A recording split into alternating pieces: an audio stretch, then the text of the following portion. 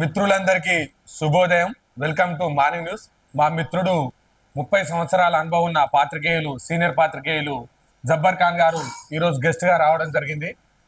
అన్న నమస్కారం. ఈరోజు హెడ్లైన్స్ చూస్తే ఇట్లా లొల్లి చేస్తే సభ్యత్వాలు రద్దు కావచ్చు. బీఆర్ఎస్ ఎమ్మెల్యేల తీరుపై సీఎం రేవంత్ రెడ్డి వ్యాఖ్య. గతంలో లేచి నిల్చున్నందుకే వెంకటరెడ్డి సంపత్ సభ్యత్వాలు రద్దు చేశారని ప్రస్తావన. కేసీఆర్ కు ప్రతిపక్ష హోదా ఎందుకు? కేటీఆర్ కు ట్రైనింగ్ ఇవ్వడానికే కేసీఆర్ అసెంబ్లీకి వస్తున్నట్టుగా ఉన్నది. సభలో బీఆర్ఎస్ కు కేటీఆర్ హరీష్ రావే సరిపోతారు అనుకుంటే కేసీఆర్ ను ప్రతిపక్ష నాయకుడిగా తీసేయండి. ఆయనకు రాష్ట్రం పట్ల బాధ్యత లేదు, ప్రజల పట్ల పట్టింపు లేదు. అధికారం ఉంటే ఒక రకంగా, లేకపోతే ఒక రకంగా అన్నట్లుగా కేసీఆర్ తీరు తయారైంది. ఆయనకు అధికారమే కావాలి, అధికారం ఉంటేనే సభకు వస్తాడు, లేదంటే రాడు. ఎంపీగా ఉన్నప్పుడు కూడా పార్లమెంట్ కు చక్కగా పోలే అని సీఎం రేవంత్ రెడ్డి విమర్శించారు. కేసీఆర్ ప్రతిపక్ష హోదా ఈ సెషన్ తోనే ముగుస్తుందా అని మీడియా ప్రశ్నించగా అది నేను ఎట్లా చెప్తా, ఆయన ఫ్లోర్ లీడర్ గా మేము ఇంకా చేయనే లేదు కదా అని చెప్పిండు. ఏదైతే బీఆర్ఎస్ పార్టీకి సంబంధించిన ప్రతిపక్ష నాయకుడుగా ఉన్నటువంటి కేసీఆర్ గురించి ఆసక్తికర వ్యాఖ్యలు వచ్చినాయి. ఏదైతే తెలంగాణ రాష్ట్రానికి సంబంధించి అధికారం ఉంటేనే అసెంబ్లీకి వస్తాం, అధికారం లేకపోతే రా, ప్రజలను కలువం, మాకు ప్రజా సమస్యలతోటి పని లేదు, టోటల్ తెలంగాణ రాష్ట్రానికి సంబంధించిన ప్రజానికమంతా 119 ఎమ్మెల్యేలు వేదికగా ఉండి తగు సూచనలు, తగు ప్రణాళికలు చేసేటువంటి అసెంబ్లీ వేదికగా కేసీఆర్ 8 నెలల కాలంలో ఒకే ఒక రోజు రావడం జరిగింది. వచ్చి చీల్చుతా, చెండాడుతా అని చెప్పి మళ్ళా పోయి చక్కగా ఫామ్ హౌస్ లో చెద్దరు కప్పుకొని పండుకోవడం జరిగింది అని రేవంత్ రెడ్డి చెప్తా ఉన్నాడు. ఆయన ఎంపీగా ఉన్నప్పుడు కూడా కేంద్రంలో పార్లమెంటుకు సంబంధించి ఏ ఒక్క రోజు కూడా పార్లమెంట్ లో అడుగు పెట్టకపోయేదని, అతనికి అధికారం ఉంటేనే అతను ఆ హోదాను, దర్పాన్ని ప్రదర్శించడానికి మాత్రమే అసెంబ్లీకి వస్తాడని, లేకపోతే రావట్లేదని, ప్రజల మీద ఆయనకు ఏ మాత్రం అంకిత భావం లేదు అని సీఎం రేవంత్ చెప్పడం జరిగింది. అదేవిధంగా ఇకపోతే సభలో 6 గంటల 10 నిమిషాలు ఏదైతే హరీష్ రావు గారు 2 గంటల 30 నిమిషాలు, కేటీఆర్ 2 గంటల 14 నిమిషాలు, అదేవిధంగా జగదీష్ రెడ్డి 1 గంట 18 నిమిషాలు మాట్లాడి దాదాపుగా 6 గంటల 10 నిమిషాలు మాట్లాడిన తర్వాత కూడా ఒకే రోజులో 6 గంటల 10 నిమిషాలు మాట్లాడిన బీఆర్ఎస్ పార్టీ మళ్ళీ సభలో మాకు మైక్ ఇవ్వలేదనడం అది హాస్యాస్పదంగా ఉన్నది. సభలో ప్రతిపక్ష నాయకులకు సంబంధించి ఒక బీఆర్ఎస్ పార్టీకి ఒక రోజులో 6 గంటలు కేటాయించినాక కూడా ప్రజా సమస్యలపై మాట్లాడాల్సిన వాళ్ళు ఆ సమస్యలను పక్కదారి పట్టించి సభను తప్పుదో పట్టించే విధంగా మాట్లాడి మళ్ళా బయటకు వచ్చి మాకు మైక్ ఇవ్వలేదు, మాకు అవకాశం కల్పించలేదని మాట్లాడితే అది సిగ్గుచేటు, వాళ్ళ విజ్ఞతకే వదిలేస్తున్నామని చెప్తా ఉన్నాడు. గతంలో నేను ఎమ్మెల్యేగా ఉన్నప్పుడు అన్ని రకాలుగా సస్పెన్షన్లు, లేకపోతే అధికార దుర్వినియోగానికి మాట్లాడి ఏ ఒక్క రోజు కూడా మమ్మల్ని మాట్లాడనిచ్చేటోళ్ళు కాదు. కేవలం కోమటిరెడ్డి వెంకటరెడ్డి, సంపత్ ఎవరైతే ఎమ్మెల్యేలు ఉన్నారో వాళ్ళు కేవలం నిరసన తెలిపేందుకు కనీసం మాకు మైక్ ఇవ్వండి అని లేచి నిల్చున్నందుకు కూడా మార్షల్స్ పెట్టి వాళ్ళను బయటకు పంపించడం జరిగింది.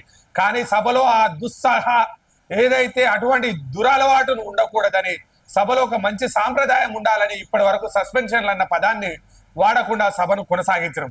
కానీ ఇట్లా చేస్తే ప్రాసిక్యూట్ చేయాల్సి వస్తుంది. ఇట్లా చేస్తే తప్పుగా సభను తప్పుదోవ పట్టించే విధంగా చేసి ఇటువంటి తప్పుడు మార్గాలను ఎంచుకొని ప్రజలను తప్పుదోవగా చూపించే ప్రయత్నం చేస్తే తప్పకుండా వారిపై చర్యలు ఉంటాయని చెప్పి సీఎం చెప్పడం జరిగింది. గవర్నర్ గా జిష్ణుదేవ్ వర్మ ప్రమాణం చేయించిన హైకోర్టు సీజే అలోక్ అరాధే, హాజరైన మండలి చైర్మన్, అసెంబ్లీ స్పీకర్, సీఎం, మంత్రులు తెలంగాణకు రావడం సంతోషంగా ఉంది. గవర్నర్ రుణమాఫీతో రైతులకు పెద్ద రిలీఫ్ అని వ్యాఖ్య.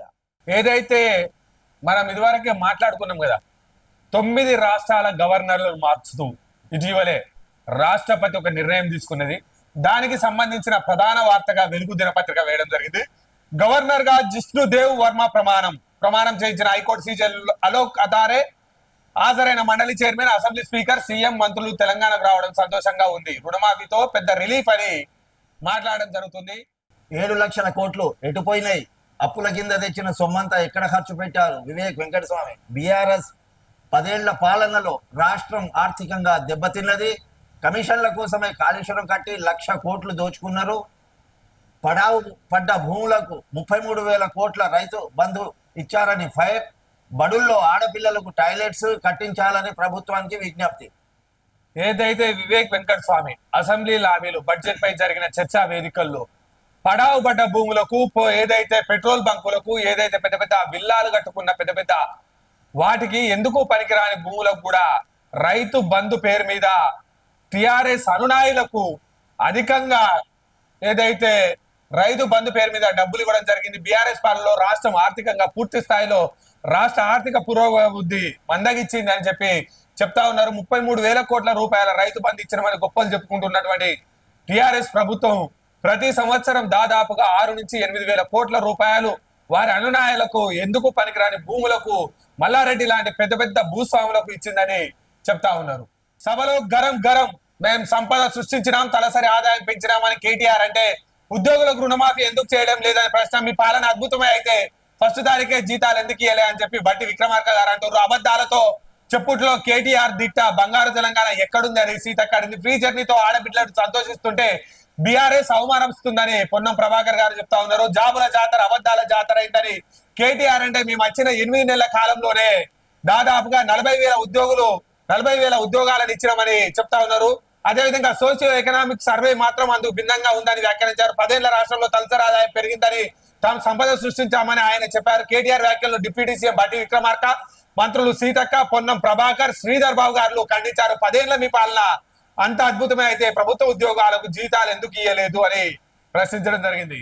నాయన బంగారు తెలంగాణ అన్న పదం, ఆ బంగారు తెలంగాణ ఏదో ఇప్పటికి కూడా తెలంగాణ రాష్ట్రం వచ్చి 12 సంవత్సరాల కాలం గడిచినప్పటికి కూడా ఇప్పటికి కూడా తెలంగాణ రాష్ట్ర ప్రజానికానికి బంగారు తెలంగాణ ఏదో అర్థం కావడం లేదు.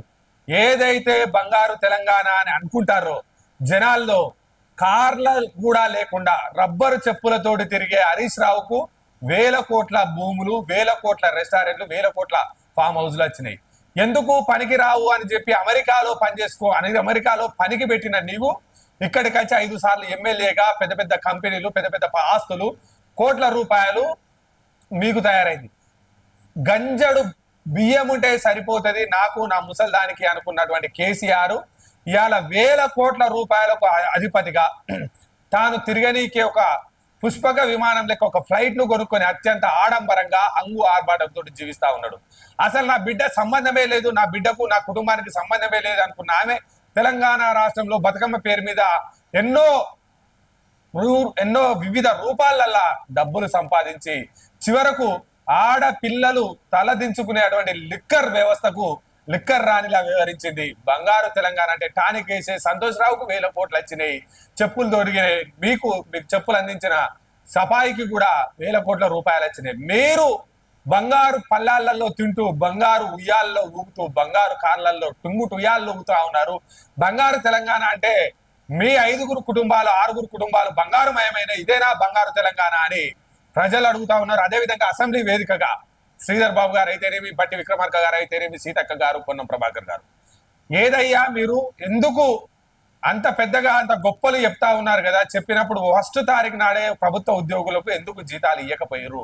20వ తారీఖు వచ్చే వరకు కూడా ప్రభుత్వ ఉద్యోగులు ఈఎంఐలకు, వారి స్కూల్ పిల్లల ఫీజులకో, లేకపోతే వారి నిత్యావసర వస్తువులకో, వారికి సంబంధించిన జీవన శైలికి సంబంధించిన వివిధ పరిస్థితులలో ఎందుకు వాళ్ళకి 1వ తారీఖు నాడే జీతాలు ఇవ్వలేదు? మరి అంత బంగారమే అయినప్పుడు ఎందుకు ఇవ్వలేదు? తెలంగాణ రాష్ట్రాన్ని సర్వనాశనం చేసి, సత్రాలు చేసి, ఫుట్బాల్ బుడ్డి తేలించి తెలంగాణ రాష్ట్రాన్ని అగమ్య గోచరంగా చేసినటువంటి మీరు మళ్ళీ బంగారు తెలంగాణ అయిందని సంపద సృష్టించినామని మీరు చెప్తా ఉన్నారు. మీరు సృష్టించిన సంపద ఏందయ్యా? 1,00,000 కోట్లు పెట్టి కాళేశ్వరం మా నెత్తి మీద పెట్టిర్రు. 80,000 కోట్లు పెట్టి విద్యుత్ ప్రాజెక్టులు, విద్యుత్కు సంబంధించిన డిస్కంలను మా మీదే వారేసిర్రు. ఏం చేసిర్రయ్యా మీరు? పడవబడ్డ భూములకు, జాగలకు రైతు బంధు పేరు మీద ఇచ్చిర్రు. ఎక్కడికక్కడ తెలంగాణ రాష్ట్రాన్ని ముక్కలు ముక్కలుగా చేసి ఎక్కడికక్కడ దోచుకొని దారి దోపిడి దొంగల్లాగా మీరు ప్రయత్నాలు చేసిరు. ఆ పద్ధతిలో తెలంగాణ రాష్ట్రాన్ని మొత్తం సత్రాలు చేసిరు. కానీ మరి దాన్ని బంగారు తెలంగాణ అని ఎట్లా అంటారు అని చెప్పి మంత్రులు ఫైర్ కావడం జరిగింది.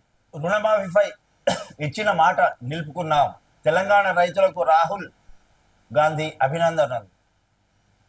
ఏదైతే వరంగల్ డిక్లరేషన్ రాహుల్ గాంధీ గారు వచ్చి తెలంగాణ ప్రజలకు అభివాదం చేస్తూ మేమున్నాం, మాట ఇస్తున్నాం, 2 లక్షల రూపాయల రుణమాఫీ చేసే బాధ్యత కాంగ్రెస్ పార్టీ తీసుకుంటుంది. ఇది రాహుల్ గాంధీ మాట, ఇది కాంగ్రెస్ పార్టీ ఇచ్చిన మాట అని ఏదైతే మేనిఫెస్టో కమిటీ చైర్మన్ గా శ్రీధర్ బాబు గారు, పిసిసి అధ్యక్షులుగా రేవంత్ రెడ్డి గారు, అదేవిధంగా కాంగ్రెస్ పార్టీకి సంబంధించిన ప్రతినిధిగా రాహుల్ గాంధీ గారు వరంగల్ రైతు డిక్లరేషన్ లో ఏదైతే చేసిరో దానికి సంబంధించి ఇచ్చిన మాటకు సంబంధించి రుణమాఫీపై ఇచ్చిన మాట నిలుపుకున్నాం తెలంగాణ రైతులకు రాహుల్ గాంధీ అభినందనలు తెలపడం జరిగింది. ఏదైతే మేనిఫెస్టోలో ఇచ్చిన హామీ మేరకు తెలంగాణ ప్రభుత్వం 2వ విడత రైతు రుణమాఫీని విడుదల చేసింది. దీంతో రాష్ట్రంలోని 6.4 లక్షల కుటుంబాలకు 1.5 లక్షల రుణాల వరకు ఉపశమనం కల్పిస్తుంది అని రాహుల్ బుధవారం ట్వీట్ చేశారు. కేంద్రంలోని బీజేపీ సర్కార్ మాత్రం దేశంలోని రైతులను అప్పుల ఊదిలోకి ఇరికించిందని విమర్శించారు. కనీస మద్దతు ద్వారా ఎంఎస్పీకి చట్టపరమైన హామీని కేంద్రం తిరస్కరించిందని గుర్తు చేశారు. సాధ్యమైన చోట ప్రతి చోట వ్యవసాయ కుటుంబాలకు సాయం అందించేందుకు కాంగ్రెస్ కృషి చేస్తుందని చెప్పారు. దానికి సంబంధించే కర్ణాటకలోనైతేనేమి తెలంగాణలోనైతేనేమి ఏదైతే మాట ఇచ్చిందో రైతులకు ఆ మాట ఇచ్చిన మాట రైతాంగం కోసం నిలుపుకునే ప్రయత్నం చేసినాం, రైతులకు అండగా నిలబడుతున్నామని చెప్పి ఏదైతే రైతులకు కంగ్రాట్స్ చెప్పడం జరిగింది రాహుల్ గాంధీ గారు. సభలో గరం గరం అద్భుతమే, అయితే జీతాలు ఎందుకు రావట్లేదన్న బట్టి అబద్ధాలు చెప్పడంలో కేటీఆర్ దిట్ట అన్నటువంటి సీతక్క, చేనేత కార్మికులను మేమే ఆదుకున్నాం మీరేం చేసిరని అంటున్న పొన్నం ప్రభాకర్. స్పీకర్ చెప్పిన కేటీఆర్ వినకపోవడైంది శ్రీధర్ బాబు గారు.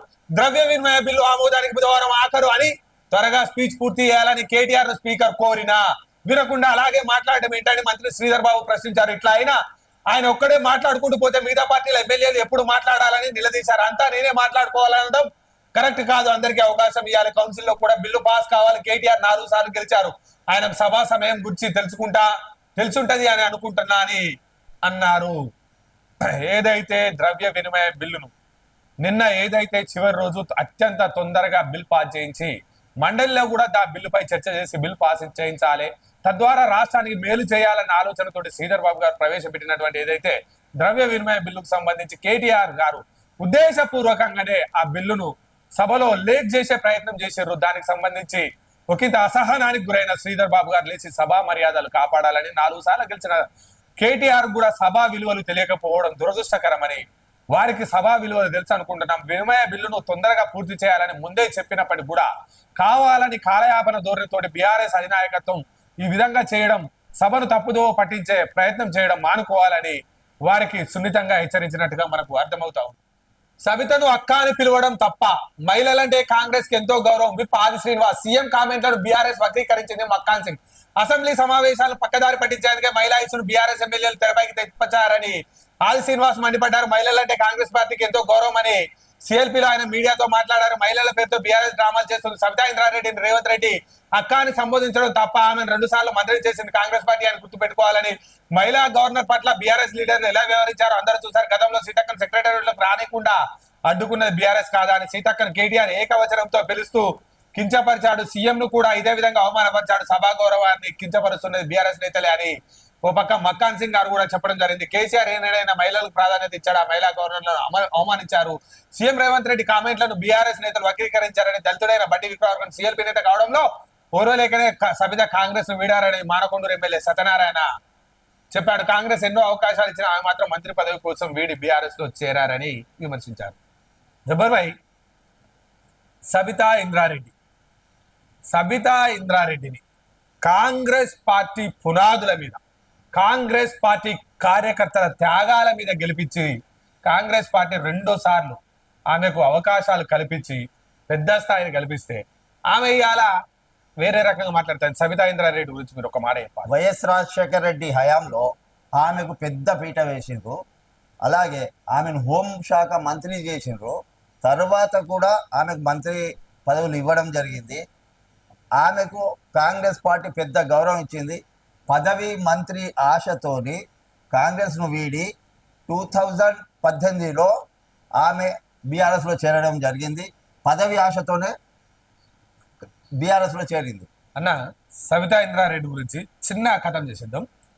సబితా ఇంద్రారెడ్డి ఏదైతే వైఎస్ రాజశేఖర రెడ్డి గారు ఆమెను ఈ ఉమ్మడి రాష్ట్రానికి హోంమంత్రిగా నియమించిన తర్వాత, ఏదైతే తెలంగాణ రాష్ట్రం ఆవిర్భవించిన తర్వాత రేవంత్ రెడ్డి గారికి ఎంపీ మల్కాజ్గిరి ఎంపీ ఇచ్చిన తర్వాత ఆ క్షణం దాకా కాంగ్రెస్ పార్టీ కోసం పనిచేస్తున్నానని కేసీఆర్ ను తిట్టరాని తిట్లు తిట్టి ఒకే రోజుల తెల్లార వరకే 10 గంటల లోపటే ఆమె మనసు మార్చుకుని బీఆర్ఎస్ పార్టీలో జాయిన్ కావడం జరిగింది. తర్వాత మంత్రిగా ఆమె బీఆర్ఎస్ పార్టీలో చేరడం జరిగింది. కానీ సబితా ఇంద్రారెడ్డి గారు, మీరు గత పాలనను ఇప్పుడు బేరీజ్ వేసుకోవాలి. తెలంగాణ రాష్ట్రానికి సంబంధించిన గవర్నర్ ఉండే తమిళసై సౌందర్యరాజు ఎంత అవమాన పెట్టిరండి కేసీఆర్. ఒక రాష్ట్రానికి సంబంధించిన ఆడబిడ్డ గవర్నర్ గా ఉంటే కనీసం ప్రోటోకాల్ లేకపోయేది. ఆమె మేడారం జాతరకు పోతా హెలికాప్టర్ అంటే అది సామాజికంగా అది అందరి బాధ్యత, గవర్నమెంట్ బాధ్యత. హెలికాప్టర్ ఇయ్యలే. మేడారంకు ఆమె పోయి సమ్మక్క సారలమ్మ దగ్గర మొక్కు చెల్లించుకుంటా ఆడబిడ్డలకు గౌరవం లేదు కేసీఆర్ దగ్గర ఈ ప్రభుత్వంలో అని తెలంగాణ రాష్ట్ర గవర్నర్ సౌందర్యరాజన్ చెప్పిందండి. అదేవిధంగా తెలంగాణ ప్రజలు ఎక్కడికి వెళ్ళి సమస్యలు చెప్పుకోవాలో అర్థం కాక సెక్రటేరియట్కు రానియక అసెంబ్లీకి పోనీయకపోతే తెలంగాణ ప్రజల దగ్గరికి నేను వెళ్తా అని ఎంజిఎం అయితేంది, గాంధీ అయితేంది, నీమ్స్ అయితేంది ఇవి సందర్శించినా కానీ ఫలితం లేకపోవడంతో ప్రజా దర్బార్ పెట్టిందండి గవర్నర్ గారు ఆఫీస్ లో ప్రజా దర్బార్ పెట్టింది. ఏదైతే సీతక్క తెలంగాణ రాష్ట్రంలో కరోనా వచ్చిన తప్పుడు సీతక్క ప్రతి పేద మహిళ దగ్గరికి వెళ్ళి కరోనాకు సంబంధించి వరదలు వచ్చినప్పుడు ప్రతి కుటుంబం దగ్గరికి వెళ్ళి సహాయం చేసి ప్రజలతో మమేకమై మేమున్నామని చెప్పినటువంటి సీతక్కను సెక్రటేరియట్ లోపలికి అడుగు పెట్టనియలేదు తెలంగాణ రాష్ట్ర ఎమ్మెల్యేగా ఉన్న సీతక్కను. ఇకపోతే 2014 నుంచి 2018 కాలంలో తెలంగాణ రాష్ట్రంలో బీఆర్ఎస్ పార్టీ అధికారంలోకి వచ్చిన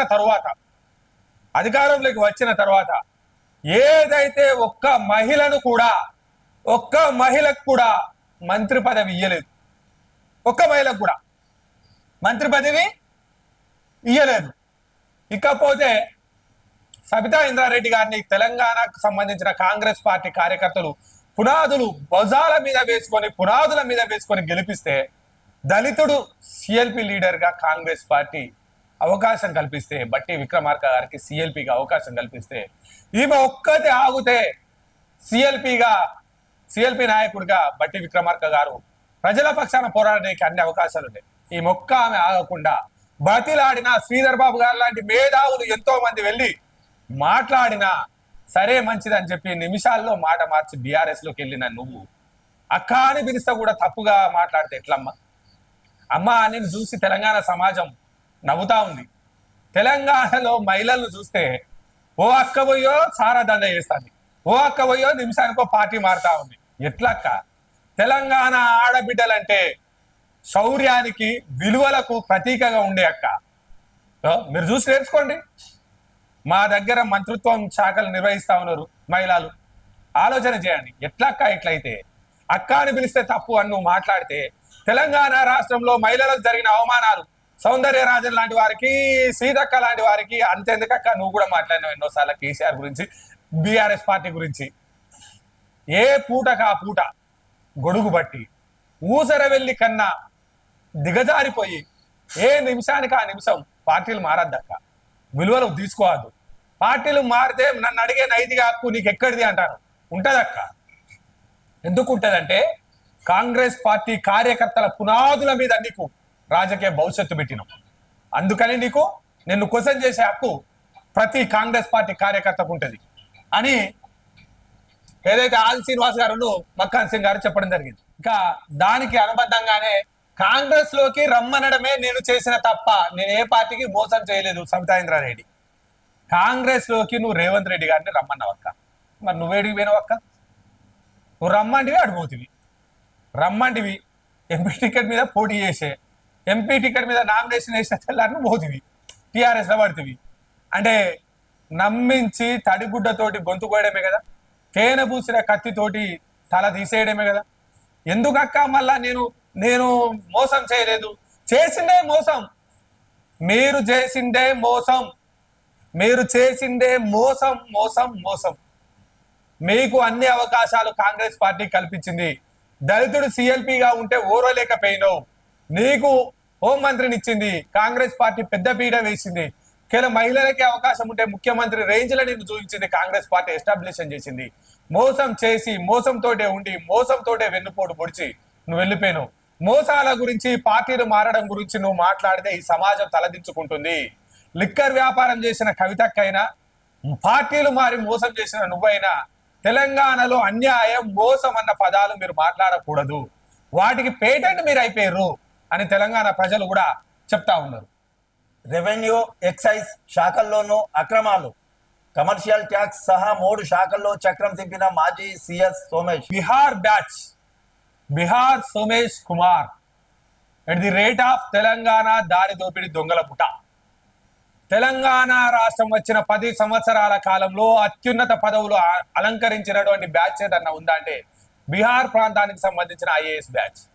భారతదేశంలో బీహార్ అనగానే ఒక గొప్ప చరిత్ర ఉంటుంది.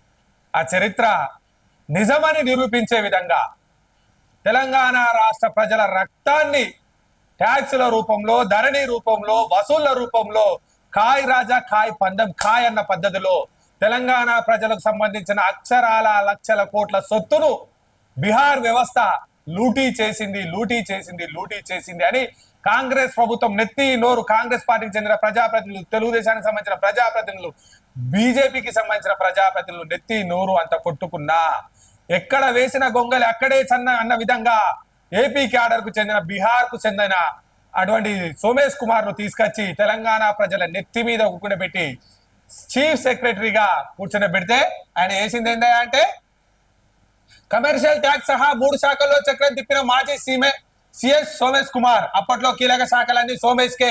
ధరణి పోర్టల్ బాధ్యతల వెనుక సోమేష్ హస్తం. ఎక్సైజ్ డ్యూటీ ఎగ్గొట్టేలా రూల్స్ తెచ్చిండు. రాష్ట్ర విభజన సమయంలో సోమేష్ కుమార్ ఏపీ క్యాడర్ కలాట్ అయ్యారు, కానీ ఆయన అక్కడికి వెళ్ళలేదు, తెలంగాణలోనే ఉండి సిఎస్ పోస్ట్ వరకు ఎదిగారు. క్యాడర్ విషయంలో హైకోర్టు కలగ చేసుకున్న సోమేష్ వాయిదాలు కోరుతూ వచ్చారు. చివరకు ఏపీ క్యాడర్ లో పనిచేయాల్సిందే అంటూ హైకోర్టు ఆర్డర్ ఇచ్చింది. దీంతో చేసేదేం లేక ఏపీ క్యాడర్ అధికారిగా వెళ్లి వెంటనే వాలంటరీ రిటైర్మెంట్ తీసుకున్నారు. తర్వాత అప్పటి సీఎం కేసీఆర్ దగ్గర ముఖ్య సలహాదారుగా కొలువులో చేరారు. కాగా ఓఆర్ఆర్ టెండర్ వెనుక కూడా సోమేష్ హస్తం ఉందనే ఆరోపణలు ఉన్నాయి. దీనిపైన సర్కార్ ఆరా తీస్తా ఉన్నట్టుగా చర్చ జరుగుతుంది. ఏదైతే 1000 కోట్ల కుంభకోణానికి సంబంధించి కమర్షియల్ ట్యాక్స్, ఏదైతే జిఎస్టీకి సంబంధించి టానిక్ తో కలిసి, టానిక్ అంటే అదే సంతోష్ రావు కలిసి పెద్ద ఎత్తున ఎక్సైజ్ డ్యూటీ ఎగ్గొట్టేలా రూల్స్ తెచ్చారని, గతంలో మద్యం బాటిలపై లేబుల కోసం trunk and trace inventory software గా ఫ్రీ ఇస్తామని ఒక ప్రైవేట్ కంపెనీ ముందుకొచ్చింది. ఆ టైంలో పేపర్ లేబుల్స్ ఖర్చు 17 పైసలు అవుతుందని నిర్ధారించారు. తర్వాత కంపెనీకి ప్లాస్టిక్ లేబుల్ తీసుకొచ్చింది.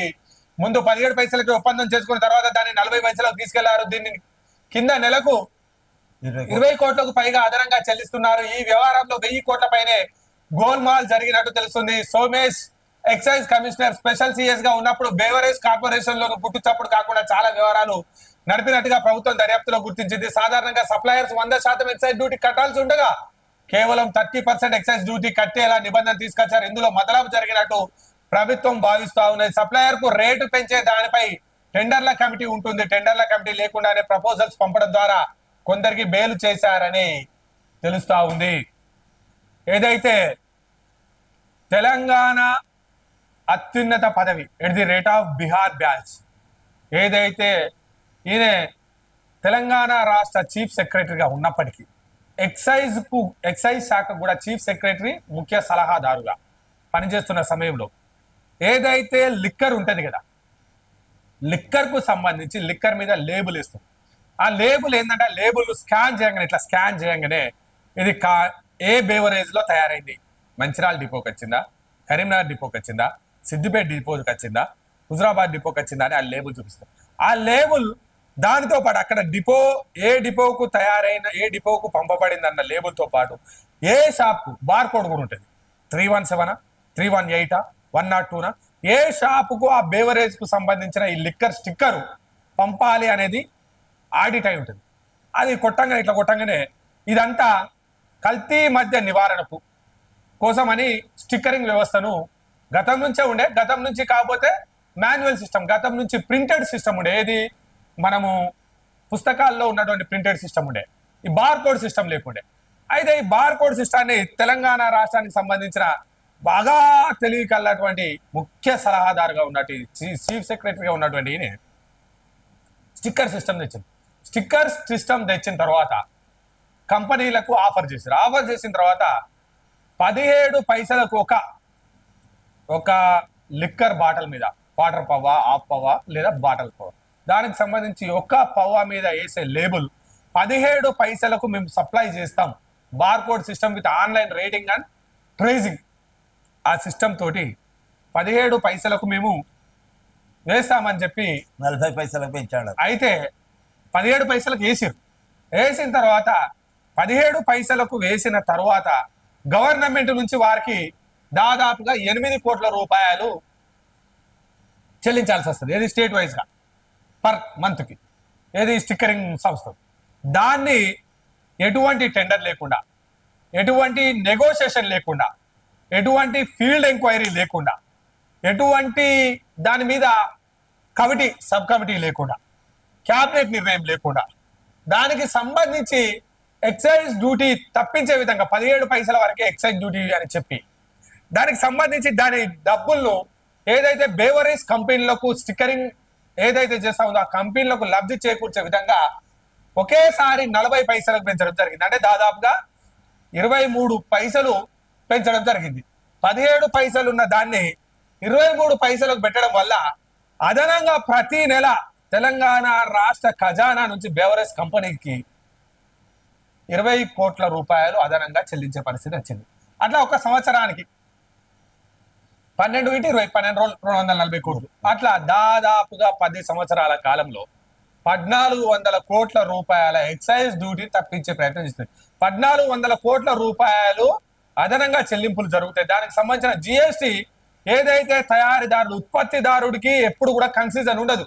ఉత్పత్తిదారుడు వాణిజ్య శాఖలకు వచ్చేసరికి, కమర్షియల్ రూట్ లోకి వచ్చేసరికి ఎవరైతే బేవరేజ్ సంస్థకు సంబంధించిన స్టిక్కరింగ్ వ్యవస్థ ఆన్లైన్ ట్రేసింగ్ సెక్షన్ ఉందో వాడు 17 పైసలకు మాత్రమే జిఎస్టీని కట్టడం జరిగింది. తిరిగి డబ్బులు రిటర్న్ చేసే పద్ధతి ఏదైతే 18% లిక్కర్కి సంబంధించి ఉందో ఆ డబ్బులు తిరిగి గవర్నమెంట్ కు చెల్లించాలి. కానీ ఇక్కడ అసలు గుర్తు జరిగింది, ఆ డబ్బులు చెల్లించకుండా ఎక్సైజ్ డ్యూటీ కట్టేలా ఏదైతే కేవలం 30% మాత్రమే ఎక్సైజ్ డ్యూటీ కట్టేలా, దీని మీద ఏ సబ్ కమిటీ లేదు, ఏ అసెంబ్లీ తీర్మానం లేదు, ఏ అనునాయి లేదు, ఏ టెండర్ ఈక్వేషన్స్ లేదు, ఎక్కడ నెగోషియేషన్ లేదు, ఎక్కడ పార్టిసిపేషన్ లేదు, లేకుండా 100% ఉన్నటువంటి దాన్ని 30% కుదించడం వల్ల టెండర్ల కమిటీకి దాని మీద నెగోషియేషన్ చేసి నిర్ణయం తీసుకునే అవకాశం ఉంది. అటువంటిది ఏం లేకుండా డైరెక్ట్ గా జీవో ఇచ్చి పడేసి ఏ రకంగానైతే తెలంగాణ సంపదకు, తెలంగాణ రాష్ట్రానికి రావాల్సినటువంటి మద్యం పాలసీకి సంబంధించిన దాదాపుగా 1400 కోట్లు దాన్ని ఎగ్గొట్టే ప్రయత్నం చేసి తద్వారా ఎక్సైజ్ శాఖలో ఉన్నటువంటి పెద్దలు సోమేష్ కుమార్, ప్రభుత్వంలో ఉన్నటువంటి పెద్దలు ఓ ట్రయాంగిల్ లవ్ స్టోరీ నడిపి ఈ 1400 కోట్ల రూపాయలు కొట్టేశారు. దానికి సంబంధించి ఏఫైగా Somesh Kumar at the rate of Bihar బందిపోట్లను ఏఫైగా చేర్చడం జరిగింది. అంతేకాకుండా ఈయన ఏదైతే నాన్ క్యాడర్ ఆఫ్ ఐఏఎస్ ఏదైతే తెలంగాణ క్యాడర్ కాదు, ఆంధ్రప్రదేశ్ కు సంబంధించిన క్యాడర్ అని హైకోర్టులో కాంగ్రెస్ పార్టీకి సంబంధించిన వాళ్ళు, బీజేపీ పార్టీకి సంబంధించిన వాళ్ళు చాలా సార్లు కొట్లాడిన ప్రతిసారి నేను సిఎస్ గా ఉన్నాను, నాకు కొంచెం ఆ టైం కావాలి, నేను ఇప్పుడు హైకోర్టుకు హాజరయ్యేటట్లేను, నా వాదనలు వినిపించేటట్టు లేను, ప్రభుత్వ పథకాల బిజీలో ఉన్నాను, ధరణి పోర్టల్ బిజీలో ఉన్నాను, నేను ముఖ్యమంత్రికి అత్యంత దగ్గరగా ఉండి ప్రభుత్వ పాలనలో చాలా బిజీగా ఉన్నాను అని చెప్పి గౌరవ హైకోర్టు గారికి చెప్పడంతో హైకోర్టు కూడా వారికి తగినంత సహాయం ఇస్తూ టైం ఇస్తూ చివరి క్షణంలో తెలంగాణ రాష్ట్రానికి సంబంధించి ఇంకొక 6 నెలల కాలంలో ఎన్నికల ప్రక్రియ అవుతుంది అనే సమయంలో హైకోర్టు చివాట్లు పెట్టి నువ్వు చల్ ఏపీ క్యాబినెట్ లోకి, ఏపీ ఐఏఎస్ విభాగానికి వెళ్ళు, నీకు తెలంగాణతో సంబంధం లేదు అన్నోలే విధి లేని పరిస్థితుల్లో తట్టా బుట్టా చదువుకొని ఏపీకి వెళ్ళాడు. ఏపీకి వెళ్ళి నేను ఏం చేసిండా, అక్కడికి వెళ్ళి 7 రోజులు పట్టుమని ఒక వారం రోజులు మాత్రమే ఐఏఎస్ గా కొనసాగి తర్వాత వాలంటరీ రిటైర్మెంట్ పెట్టిండు. తెలంగాణ రాష్ట్రానికి చీఫ్ సెక్రటరీగా పనిచేసినటువంటి ఐఏఎస్ క్యాడర్ కు సంబంధించిన వ్యక్తి ధరణి పోర్టల్ రూపకల్పన చేసి తెలంగాణ ప్రజల రక్తాన్ని ధరణిలో పిండేసినటువంటి వ్యక్తి ఆంధ్రప్రదేశ్ ఐఏఎస్ క్యాడర్ లో వారం రోజుల కన్నా ఎక్కువగా ఉండకుండా వాలంటరీ రిటైర్మెంట్ పెట్టారు. వాలంటరీ రిటైర్మెంట్ పెట్టిన తర్వాత ఈ శుద్ధపూసను, ఈ పోటుగాన్ని, ఈ బాహుబలిని మళ్ళా కేసీఆర్ తీసుకొచ్చి తెలంగాణ ముఖ్య సలహాదారుగా, ప్రభుత్వ ప్రతినిధిగా, ప్రభుత్వ సలహాదారుగా తీసుకొచ్చి పెట్టుకుంటే ఓఆర్ఆర్ టెండర్ ను ఏదైతే ఇంకా 6 నెలల సమయం ఉండంగానే ఓఆర్ఆర్ టెండర్ ను 30 సంవత్సరాల కాల పరిమితికి 30 సంవత్సరాల దాకా ఓఆర్ఆర్ ను ఎవరు ముట్టుకోడే లేదు అని చెప్పి 30 సంవత్సరాల కాల పరిమితికి ఓఆర్ఆర్ టెండర్ ను 200 కోట్లకే అమ్మిపారేసింది. 7,000 కోట్లకే 30 సంవత్సరాల కాల పరిమితికి తెలంగాణ ప్రజల రక్తాన్ని కేటీఆర్ అనునాయులకు అమ్మేయడం జరిగింది. ఈ విధంగా తెలంగాణ రాష్ట్రాన్ని at the rate of Bihar batch బందిపోటుల గజ దొంగల అది ఏదన్నా అనొచ్చు, ఆ విధంగా తెలంగాణ రాష్ట్రానికి సంబంధించిన తెలంగాణ ప్రజల సంపదను జలగల్లా పట్టి పీడించి తెలంగాణ రాష్ట్రాన్ని 10 సంవత్సరాలు సత్రాలు చేసి, ఇంకో విషయం ఈయన 50 ఎకరాలు తెలంగాణ రాష్ట్రానికి సంబంధించిన హైదరాబాద్ చుట్టుప్రక్కల ఏరియాలో ఏదైతే హుడా ఔటర్ కు సంబంధించిన ప్రాంతంలో 50 ఎకరాలు ఈయన సతీమణి పేరు మీద కొనడం జరిగింది. ఈయన చేసిన నౌకరు ఎంత, ఈయన ఆస్తులు ఎంత, ఈయన విలువ ఎంత, ఈయనకి ఎందుకు ఇన్ని అవకాశాలు కల్పించి అంటే క్విట్ ప్రోకో ప్రత్యక్షంగా పరోక్షంగా తెలంగాణ రాష్ట్రానికి రావాల్సిన అన్ని బకాయిలకు సంబంధించి సోమేష్ కుమార్ బిగ్ హ్యాండ్ ఉంది అని చెప్పడం జరుగుతా ఉంది.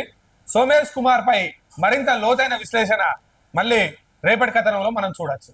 Welcome to local news. Local news కు సంబంధించి మంథని నియోజకవర్గానికి సంబంధించిన ఐటీ శాసనసభ వ్యవహారాల శాఖ మంత్రులు ఏదైతే నిన్న ఆంధ్రప్రభలో మెయిన్ గా ఇచ్చారు, ఉద్యోగాలు ఎందుకు ఇవ్వలేదు, చిరుద్యోగులకు పెన్షన్ తీసేశారు, ధరణి పేరుతో పేదలకు పట్టాలు ఇవ్వలేదు, అవుట్ సోర్సింగ్ జాబులు లేకుండా చేశారు. అసెంబ్లీలో మంత్రి సీతక్క ఆగ్రహం, దళితుల సీఎం హామీ ఏమైంది, తుంగలో తొక్కారు, సామాజిక న్యాయం గురించి బీఆర్ఎస్ మాట్లాడద్దు, ఆ అర్హత లేదన్న మంత్రి శ్రీధర్ బాబు గారు.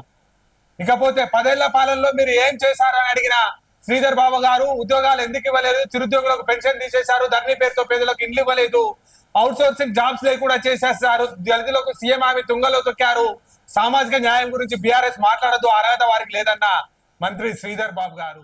అసెంబ్లీలో ఎంతో సమయానుకూలంగా, ఎంతో చాకచక్యంగా, ఎంతో ఓర్పుతో ఉండే శ్రీధర్ బాబు గారు నిన్న కేటీఆర్ ఏదైతే ద్రవ్య వినిమయ బిల్లుకు సంబంధించి ఈ రాష్ట్ర ప్రయోజనాలను దెబ్బతీసే విధంగా మాట్లాడడంతో, వ్యక్తిగత దూషణలు చేయడంతో, ఆ సభను తప్పుదోవ పట్టించే పద్ధతి చేయడంతో ఒకంత ఆగ్రహానికి గురైన శ్రీధర్ బాబు గారు ఈ తెలంగాణ ప్రభుత్వం వచ్చిన కాడి నుంచి మీరు ఎందుకు చిరుద్యోగులకు సరైన అవకాశాలు కల్పించలేదు, పెన్షన్ ఎందుకు తీసేసారు, ధరణి పేరుతోటి రైతులను ఎందుకు మోసం చేసేసారు, అవుట్ సోర్సింగ్ జాబులు ఎందుకు ఇవ్వలేదు, అంతెందుకు దళితుడినే సీఎం చేస్తానన్న మీరు ఎందుకు చేయలేదు, ఒక దళితుడు సిఎల్పి లీడర్ గా ఉంటే ఎందుకు పార్టీని చీల్చే ప్రయత్నం చేసిర్రు, మీరు గురివింద నలుపంటే మీరే కదా, మీరు 100 తప్పులు చేసి మళ్ళా మేమేం చేయలేదు అన్నట్టుగా మాట్లాడితే ఎట్లా అని చెప్పి ఈ నిన్న సామాజిక న్యాయం గురించి మాట్లాడే అర్హత మీకు ఏ మాత్రం లేదు,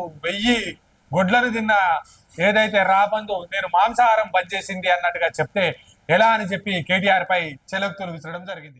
ఆంధ్రప్రభకు సంబంధించి కమాన్పూర్ న్యూస్ నుంచి ప్రతి ఉద్యోగి విధి నిర్వహణ సక్రమంగా నిర్వహించాలి.